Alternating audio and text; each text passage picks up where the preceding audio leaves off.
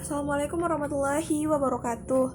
Perkenalkan, nama saya Rasya Firsa Putri dengan NIM 19060024. Pada kesempatan kali ini saya akan membahas mengenai mata perkuliahan pengantar ekonomi pembangunan. Pada pertemuan 9 ini saya akan membahas mengenai teori Lewis mengenai penawaran buruh yang tidak terbatas.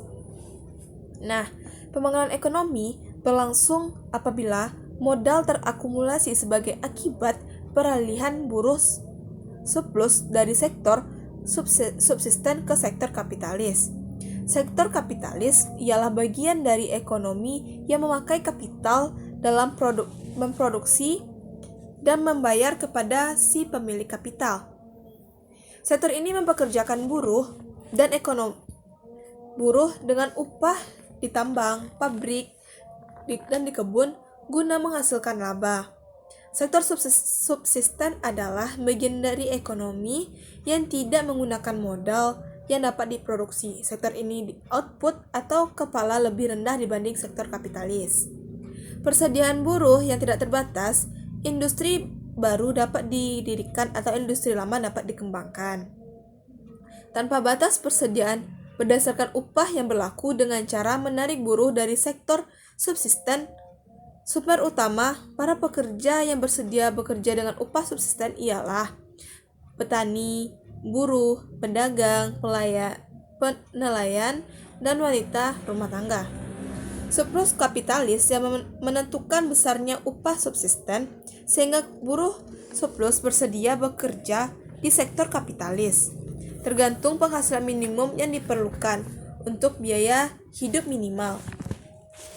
Upah ini bisa meninggalkan rumah. Dalam praktek upah kapitalis 30% lebih tinggi dari upah subsisten. Karena yang pertama, kenaikan yang mencolok pada output sektor subsisten dengan kenaikan pendapatan yang menyebabkan pekerja meminta upah kapitalis yang lebih tinggi sebelum menawarkan diri untuk suatu pekerjaan. Yang kedua, jika pendirian buruh sektor subsisten produk tetap sama, maka produk rata-rata pendapatan real mereka yang tertinggal akan naik dan pekerja menuntut upah yang lebih tinggi di sektor kapitalis. Yang ketiga, biaya hidup yang tinggi dan pertimbangan kemanusiaan yang menggerakkan para majikan kenaikan upah real atau pemerintah mendorong serikat buruh dan menyokong usaha perundingan upah mereka.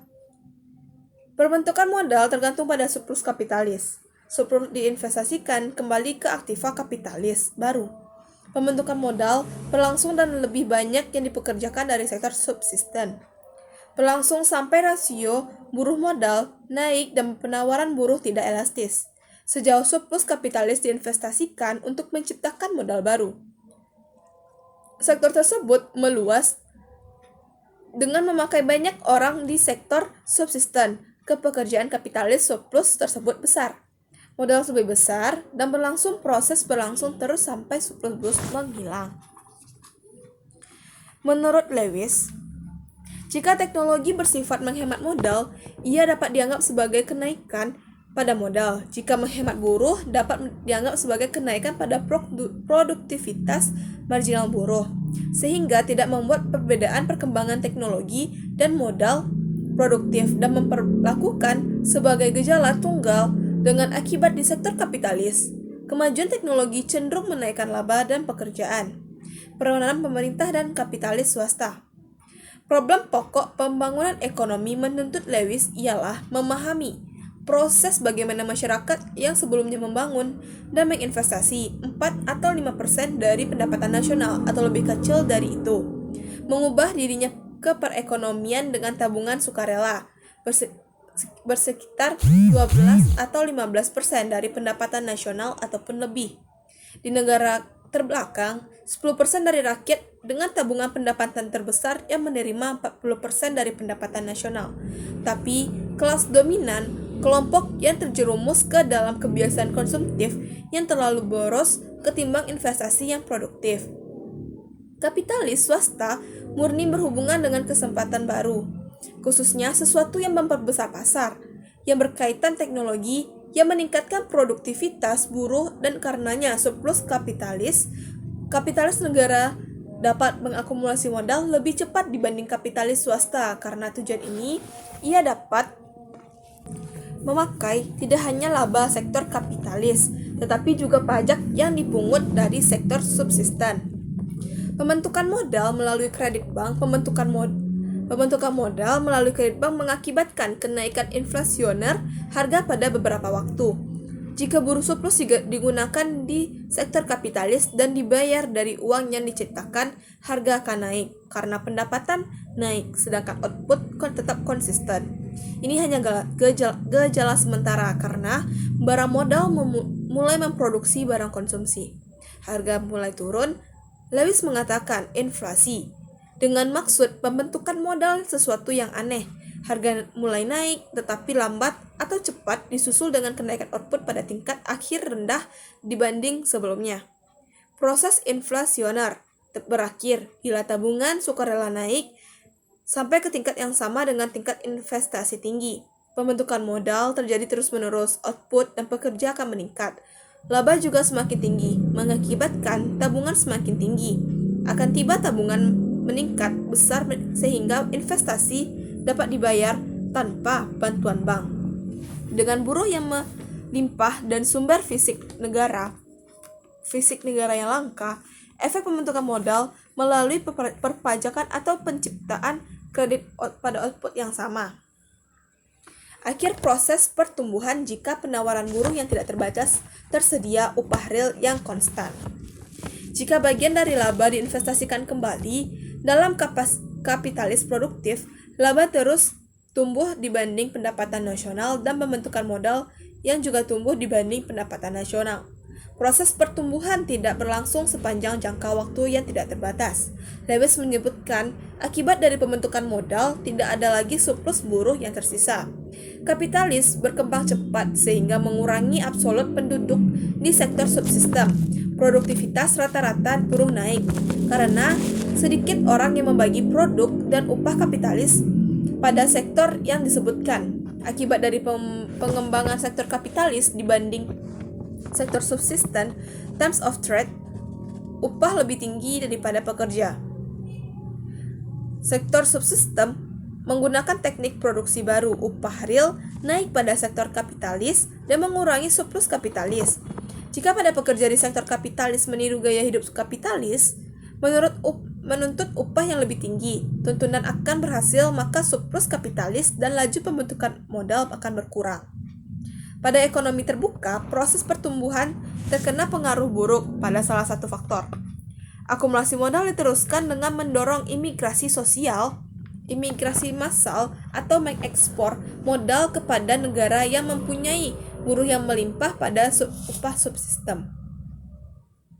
Kemungkinan ini dikesampingkan oleh Lewis. Pertama, imigrasi massal buruh tidaklah mungkin karena negara lain dengan upah lebih tinggi tidak akan mengizinkannya. Kedua, ekspor modal berarti impor lebih tinggi dibanding ekspor dan beban bagi neraca pembayaran. Jika impor tinggi, upah tidak bisa diturunkan karena penerapan teori ini di negara terbelakang menciptakan kesulitan pada neraca pembayaran. Oleh karena itu, Lewis menganjurkan agar diterapkan langkah pengawasan devisa secara ketat. Penilaian kritis pada teori ini. Teori ini dapat diterapkan pada negara terbelakang dengan syarat tertentu, karena itu dibatasi oleh asumsi yang menjadi dasar kritik yang dibicarakan. Yang pertama, tidak setiap negara terbelakang mempunyai penawaran buruh yang tidak terbatas. Asumsi ini tidak realistis. Dalam beberapa negara, contohnya Amerika Serikat dan Afrika yang berpenduduk jarang. Yang kedua, tingkat upah di sektor kapitalis tidak konstan. Upah di sektor kapitalis konstan sampai penawaran buruh di sektor subsisten habis.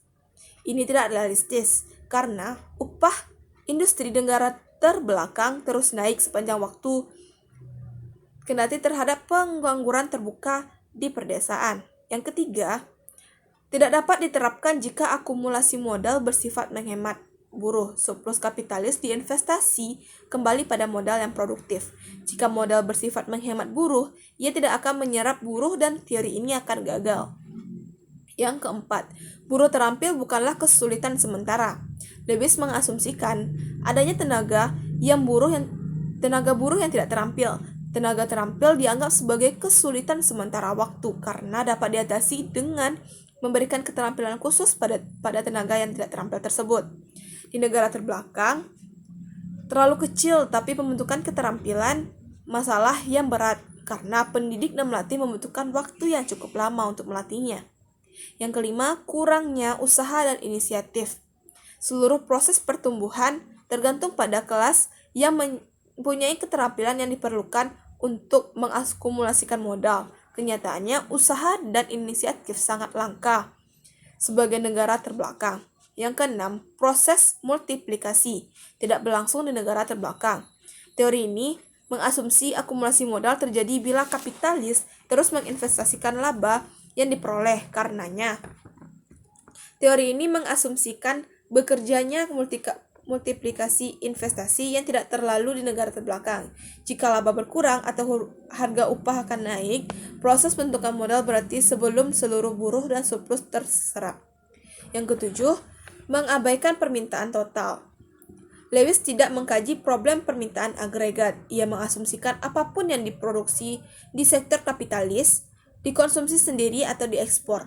Proses pertumbuhan dapat berhenti lebih awal melalui terms of trade yang tidak menguntungkan atau sektor subsisten menggunakan teknik produksi baru untuk memenuhi berkembangnya permintaan bahan mentah oleh sektor kapitalis. Yang ke-8, mobilitas buruh tidaklah mudah. Perbedaan bahasa, kebiasaan, problem kemacetan perumahan, dan biaya hidup yang tinggi di sektor kapitalis menghalangi mobilitas di sektor ini. Yang selanjutnya, produktivitas marginal buruh tidak nihil. Setiap pekerja menerima upah subsisten dalam bekerja barang kalau tidak dengan uang. Karena sulit mengetahui berapa angka pasti buruh surplus yang ingin pindah ke kapitalis. Selanjutnya, produktivitas turun bersama migrasi buruh dari sektor subsisten bila buruh tersebut ditarik dari sektor subsisten ke sektor kapitalis. Produksi pertanian di sektor subsisten tetap tidak terpengaruh, nyatanya penaikan pekerja dari pertanian akan mengurangi output. Kelompok berpendapatan rendah juga menabung. Tidak benar mengatakan dirinya bahwa hanya 10% dari rakyat yang menabung. Kenyataannya, Lewis mengakui dalam kasus Jepang, rakyat negara terbelakang rendah menabung karena alasan sosial, sedangkan kelompok penghasilan tinggi kurang menabung karena menggunakan pendapatan menurut demonstration effect. Selanjutnya, inflasi tidak membunuh diri sendiri. Produksi barang konsumen gagal meningkatkan secara cepat karena kelakuan struktural. Kecenderungan marginal mengkonsumsi masyarakat mendekati 1 sehingga semua kenaikan pendapatan mengabaikan kenaikan inflasioner pada harga. Ada administrasi pajak yang tidak efisien. Lewis berpendapat pajakan akan menghapuskan kenaikan pendapatan tidak dapat diterima karena administrasi pajak di negara terbelakang tidak begitu efisien dan berkembang untuk mengumpulkan pajak yang cukup memadai dan akumulasi modal.